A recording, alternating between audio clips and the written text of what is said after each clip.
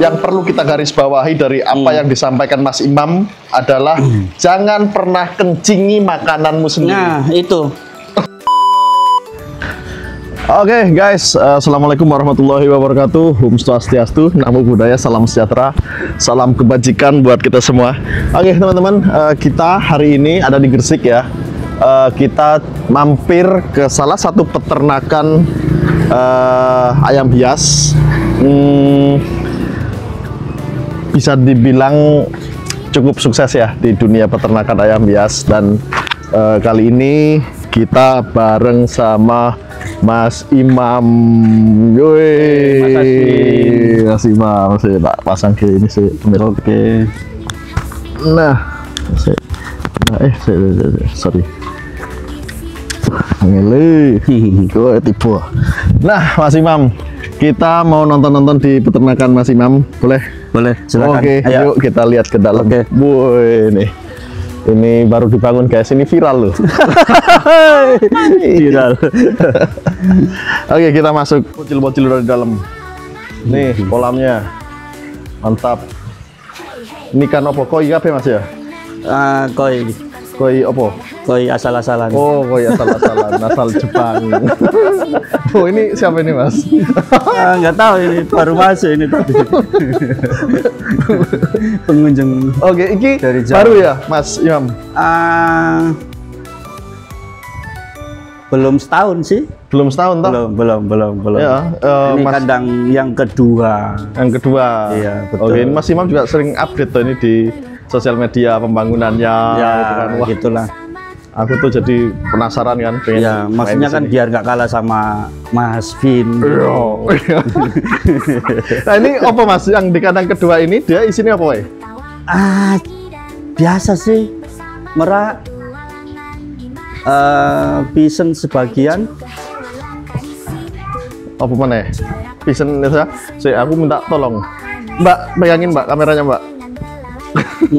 Mbak aja Mbak, sini. Kamu aja sini. Nih, ini dong. Masa bawa kru nggak ada yang mau megang gini. Nah, pegangin. Oke. Nah, teman-teman, ini kita sekarang ada di kandang kedua dari Mas Imam. Di sini tak lihat lebih banyak meraknya ya Mas Imam ya? Iya. Cuma merak-merak ini sih yang dari depan Mbak. Dari depan. Lari ke depan. Nah, ini merak-merakan apa? Yang indukan sebenarnya di kandang pertama, Mas. Oh. Iya, ini cuma untuk persiapan regenerasi sih. Oke, berarti Iya, ini gitu. rata-rata masih remaja ya, siapan lah ya. Iya, betul. Siapan. Dan rata-rata meranek pisan anaknya pisan apa, Mas? Lagi yellow Golden Lady. Oh, yellow lady. Ada golden terus. Nah, ini remaja juga nih, bisa apa? Remaja. Remaja. Yang indukan di kandang pertama semua sana. Nah, ini kandangnya ukuran berapa Mas nek sing merak ini? 3,5 kali 5 kayaknya. 3,5 kali 5. Dan ini sebenarnya juga hanya untuk pembesaran, tapi juga bisa untuk anu ya? Betul. Untuk ternak ya? Ya. Jadi dua fungsi. Betul. Dua fungsi. Nah, kalau yang ini memang dikhususkan ukuran 2 kali 3. Berapa ini? Ya, 2 kali 3. Memang untuk pisen sih rencana kan nggak terlalu besar juga, nggak masalah ya. Pisen terus apa meneh? Ya. Nih, ya kan namanya kandang baru toh nih, Iya, catnya aja masih baru tuh. Tuh, ininya masih banyak catnya tuh. Iya. Catnya masih baru. Nah, Mas Imam, pakan di sini apa Mas? Pakan mungkin sama kayak teman-teman lain. Anu ya, tetap pakai fur pabrikan. Betul, campur jagung, kacang hijau, beras merah gitu. Oke. Sesekali kuaci. Nah nih. Bener, kuaci lah. Untuk apa? Biar ini sih, biar beda gitu sama yang lain. Pentol tusuk beda. Kuaci kan mahal. Kalau yang lain cuma jagung 10.000, kuaci bro 60.000 bro sekilo. Cuma di Apik. Apik. Iya, betul. Nah, nanti kita teman-teman nanti kita main ke kandang satu ya. Kita lihat di kandang satu pusatnya Swinhu Indonesia. Iya. Pusatnya Swinhu. Oke, kita OTW ke sana.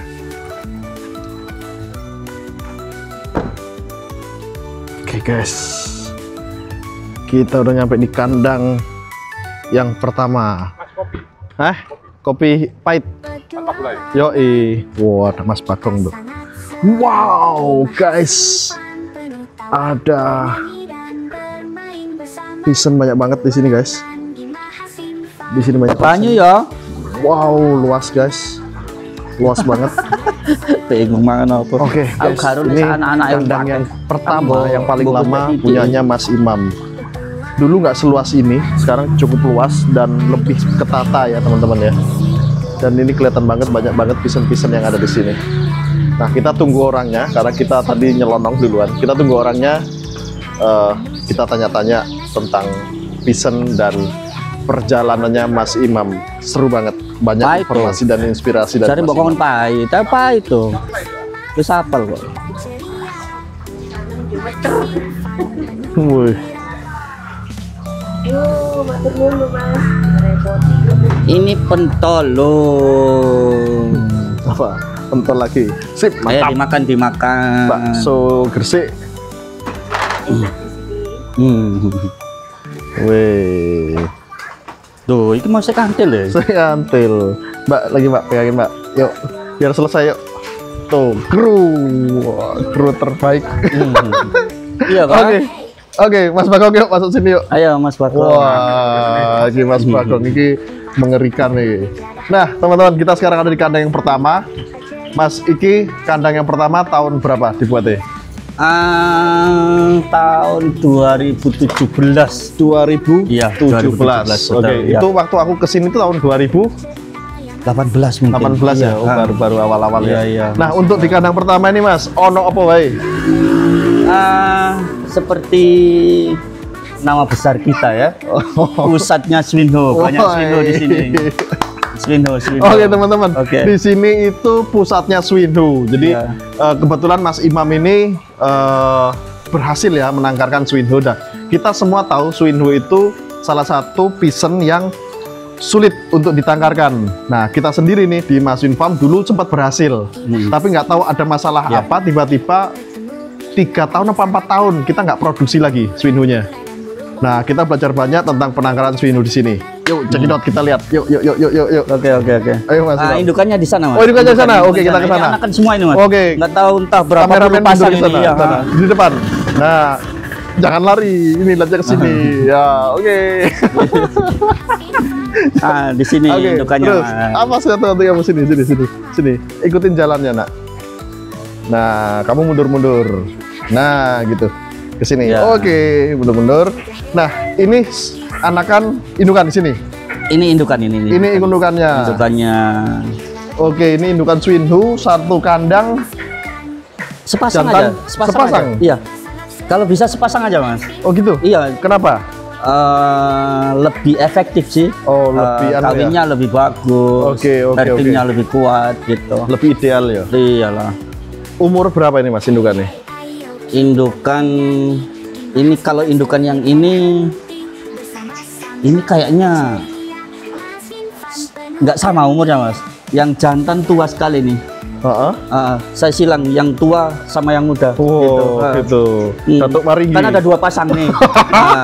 Saya silang, betul. Oke, apa lagi? Ini apa nih? Siames. Ini Siames. Ayo Mas Bagong, sini Mas Bagong. Indukannya ada 2 pasang Mas Indo. Ini indukan ada 2 pasang. Ini mungkin nggak lama lagi nih udah produksi lagi. Nah, dari 2 pasang ini sudah menghasilkan berapa anak Mas? Kalau kemarin terakhir 40 ekor lebih sih. 40 ekor lebih. Wow. Nah, Mas, Swinhu di sini itu satu betina itu dia bisa brojol berapa butir? Sekali brojol, satu periode. Yang terakhir ya kemarin ya. Masing-masing indukan ini kan ada 2 pasang. Masing-masing 20 lebih, 20 butir lebih. Sekali brojol. sekali brojol 10 lebih lah. 10 Cuma 2 kali 2 periode berarti. periode, betul. 2 periode dalam satu musim itu. satu musim. Wow. Dan dari 20 tadi itu jadi anak semua atau gagal netas? Sebagian nggak ngisi itu pertama Mas. Awal nelur itu. Habis itu ngisi terus semua. Dan penetasan Swino kebetulan gampang. Menurut saya gampang. Tapi sama. Caranya sama dengan pisen lain. Sama. Oke, Suhu sama, semua sama. Di mesin netas itu ya. Cuma mungkin kawinnya bagus mungkin ya kemarin. Jadi kayak nah Mas, Swinho itu lebih butuh kelembapan tinggi atau kering? Untuk Di sini, apanya itu? di sini kandangnya nih. Kandang sejuk sih intinya, makanya dikasih air mancur, air mancur. Oke, suara mungkin berpengaruh ya, gerincing gitu. Pengaruh nggak sih? Kayaknya pengaruhnya besar itu Mas. Makanya saya kasih banyak ini kan. Iya. Oke. Nah ini ada apa di sini Mas? Grey Peacock. Grey Peacock. Grey Peacock ya? Iya. Grey Peacock ini dari berapa negara itu ya? Ada 3 negara mungkin. Mana? Thailand ya? Ada Kamboja. Kamboja. Iya. Laos. Oke, ya dari Asia Tenggara lah intinya lah ya. Grey Peacock ini semacam pisen, tapi dia displaynya mirip merak mini. Merak mini lah istilahnya. Iya. Oh, kalau Swinho dari Hong Kong. Taiwan Mas. Taiwan ya? Iya. Dari Taiwan. Nah ini apa? Siamese. Siamese dari Thailand.